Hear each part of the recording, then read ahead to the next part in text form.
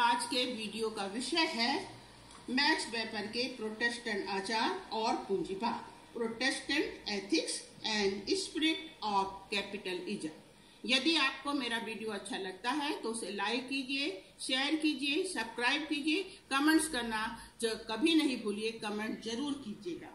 अब हम स्टार्ट करते हैं। वेबर द्वारा धर्म के समाजशास्त्री व्याख्या उनकी प्रसिद्ध पुस्तक Protestant ethics and the spirit of capitalism में की गई है। उन्होंने अपने विचारों की सत्यता को प्रामाणिकता के लिए विश्व के 6 प्रमुख धर्मों का अध्ययन किया, जिसमें उन्होंने पाया कि धार्मिक आचार ही आर्थिक व्यवस्था को प्रभावित करने की महत्वपूर्ण भूमिका निभाते हैं। अब हम देखते हैं कि यहाँ पर जो इसके पहले हमने मार्क्स में पढ़ा था कि इधर इन दोनों के विचारों में अंतर दिखाई देता है। तो इस तरह हम देखते हैं कि वेबर का कहना है कि आर्थिक व्यवस्था में जो मैक्स ने जो विचार रखे थे वो पूरी तौर से सही नहीं माने जा सकते हैं। मार्क्स के अनुसार जो था कि उत्पादन की प्रणाली जो है वही सामाजिक व्यवस्था को प्रभावित करती है, जबकि वेबर कहता है कि ऐसा संभव नहीं है। धार्मिक आचार जो हैं, धार्मिक रिलीजियस एथिक्स जो होती हैं, जो विचार होते हैं, जो मूल्य होते हैं, वो समाज की व्यवस्था को प्रभावित करते हैं।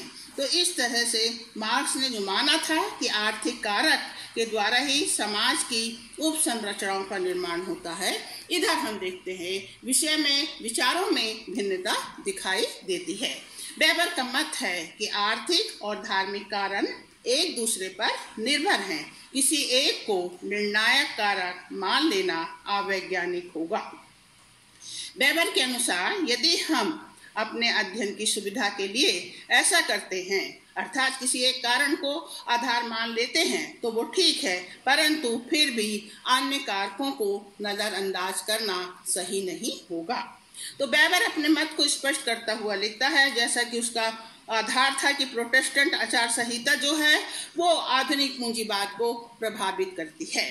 तो वेबर लिखता है कि प्रोटेस्टेंट आचार संहिता और आधुनिक पूंजीवाद के संबंधों को स्पष्ट करते हुए उसने कहा है कि पूंजीवाद जो है वो बहुत पुराना है, परंतु पुरातन पूंजीवादी व्यवस्था और आधुनिक पूंजीवादी व्यवस्था की अपनी अपनी विशेषता होती है।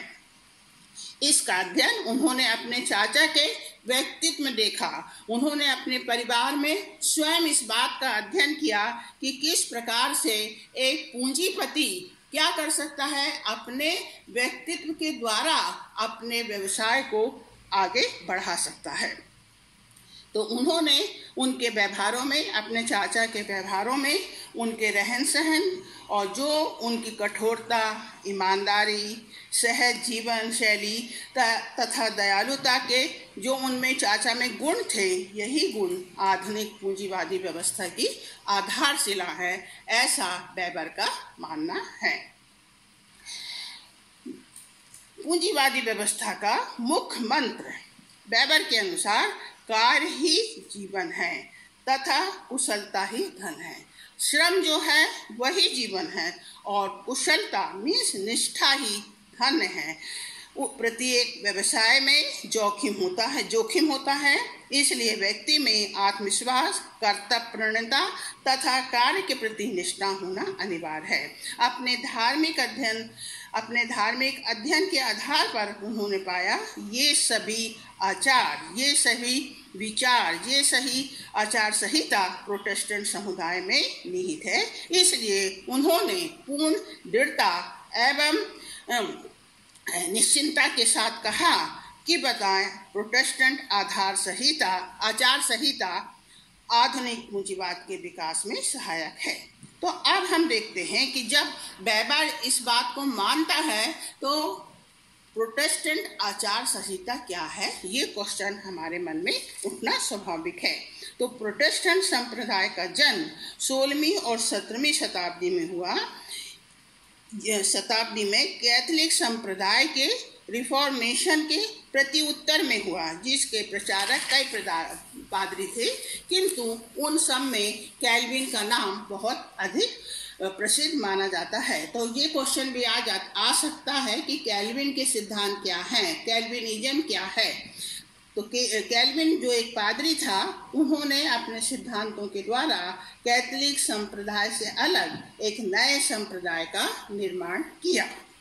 यही संप्रदाय प्रोटेस्टेंट संप्रदाय के नाम से विख्यात हुआ, जिसके प्रमुख आचार संहिता इस प्रकार है।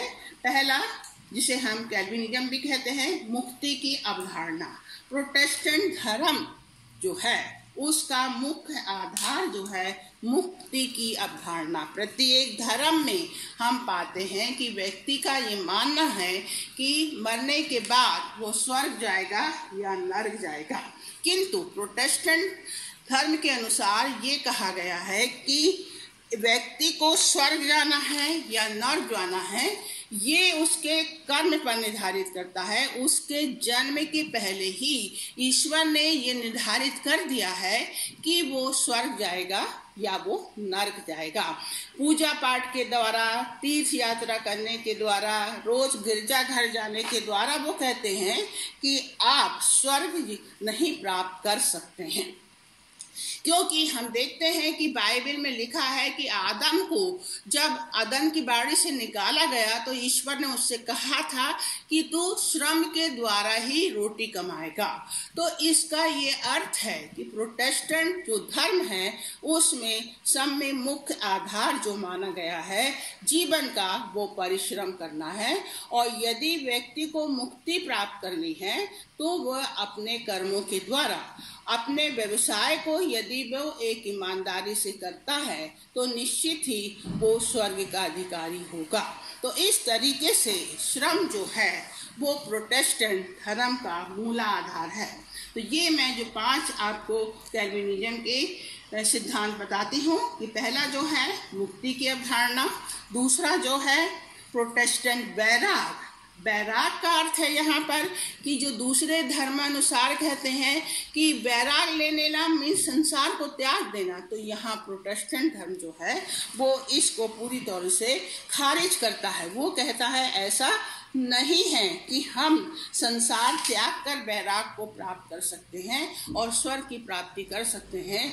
उसका मानना है कि व्यक्ति को क्या करना चाहिए, अधिक से अधिक श्रम करना चाहिए, अधिक से अधिक पैसा कमाना चाहिए और अपने जीवन को अधिक से अधिक सुखमय बनाना चाहिए ताकि वो सही रूप में जीवन का आनंद प्राप्त कर सके और अपने द्वारा उपार्जित जो धन है उस धन को अपने जीवन की सुविधाओं के लिए खर्च करना चाहिए। माने पैसे को पैसे के द्वारा आगे बढ़ाना चाहिए। यहाँ इस प्रकार के वैराग की बात की जाती है, संसार को त्यागने की बात यहाँ नहीं की जाती है।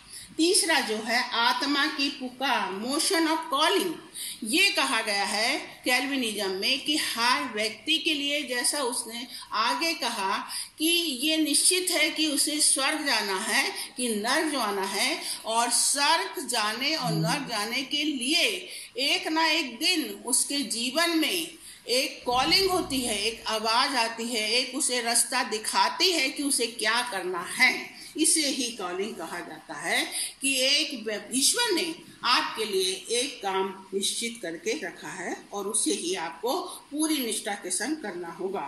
लाभ व पैसे से पैसा बनाना। चौथा जो है कि ग्रेटर प्रॉफिट एंड वेल्थ, अधिक से अधिक पैसा कमाओ और अधिक से अधिक अपने व्यवसाय को आगे बढ़ाओ। नशे का सेवन करना पूरी तौर से निषेध है।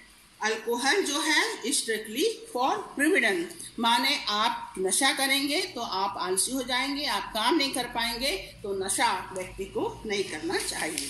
ये जो 5 सिद्धांत हैं, इन सिद्धांतों का सार ही है कि प्रोटेस्टेंट धर्म जो पूंजीवाद जो है उसको वो क्या करता है, प्रभावित करता है। वेबर का मानना है कि कैल्विनिज्म के जो सिद्धांत हैं उससे आधुनिक पूंजीवाद का अप्रत्यक्ष रूप से एक शक्ति प्रदान होती है जो आचार संहिता प्रोटेस्टेंट धर्म में है, उसका सीधा अर्थ है कि व्यक्ति को जो काम करना है उसे सबसे अच्छे ढंग, निष्ठा एवं समर्पण की भावना से करना चाहिए, जिससे उसे सफलता प्राप्त होगी। इसलिए ये जो नियम है, इन नियमों के द्वारा क्या होगा? समय ही पैसा है। व्यक्ति को परिश्रमी होना चाहिए, ईमानदार होना चाहिए, मितव्ययिता से बचना चाहिए, ज़्यादा दिखावा नहीं करना चाहिए, अपना सिंपल साधारण जीवन व्यतीत करना चाहिए, समय की पाबंदी, समय पर काम करना चाहिए। व्यक्तिगत संपत्ति को उसने न्याय संगत माना है, क्योंकि यदि व्यक्ति अपने लिए श्रम करता है तो वो अधिक से अधिक पैसा कमाएगा, और यदि अधिक से अधिक पैसा कमाएगा तो इसके लिए वो ईमानदार भी रहेगा। तो इस प्रकार से हम देखते हैं कि प्रोटेस्टेंट धर्म की आचार संहिता के आधार पर पूंजीवादी व्यवस्था को एक नई दिशा प्रदान की गई है। इस धर्म की नीति ही है कि जो काम करेगा, मृत्यु के बाद ईश्वर तुमसे ये नहीं पूछेगा कि तुम क्या विश्वास करते हो, बल्कि ये पूछेगा कि तुमने कुछ परिश्रम भी किया है कि नहीं, या पूरा समय केवल व्यर्थ की बातों में बिताया, क्योंकि मुक्ति का रास्ता श्रम के रास्ते से गुजरता है, कर्म ही पूजा है। वेबर के मतानुसार धार्मिक आचारों का प्रभाव व्यक्ति के व्यक्तित्व और उसके व्यवहार, उसके प्रतिदिन की दिनचर्या को प्रभावित करता है, जो उसकी पहचान बनाता है। धर्म के अंतर्गत जो विश्वास, मूल्य, प्रथा एवं आचरणों का विकास होता है, वही उसकी आर्थिक जीवन को निर्देशित करता है। अपने अध्ययन में वेबर ने पाया कि जहाँ जहाँ आधुनिक पूंजीवाद विकसित हुआ, वहाँ प्रोटेस्टेंट धर्म का ही बोलबाला था। अतः अंत में कहा जा सकता है, the Protestant ethic is not about the origin of particular spirit that eventually made modern regional capitalism. अब मेरे पीडी क्वेश्चन जो है उसका लिंक आपको मिल जाएगा, और जो चाहता है वो उन क्वेश्चनों को ले सकता है।